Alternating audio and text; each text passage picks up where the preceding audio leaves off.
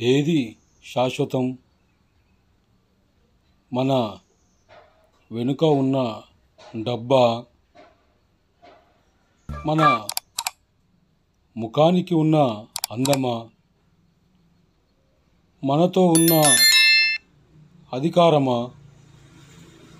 అసలు మనమే ఈ భూమి మీద శాశ్వతం కాదు.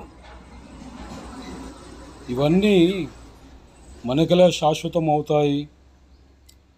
ఒంటరిగా తల్లి గర్భం నుండి వచ్చాము, ఒంటరిగానే భూగర్భంలో కలిసిపోతాము. ఇది నిజం. సంపద శాశ్వతం కాదు, జీవితం కూడా శాశ్వతం కాదు. శాశ్వతంగా నిలిచేది మన మంచితనం ఒక్కటే. అది కాపాడుకోవాలి.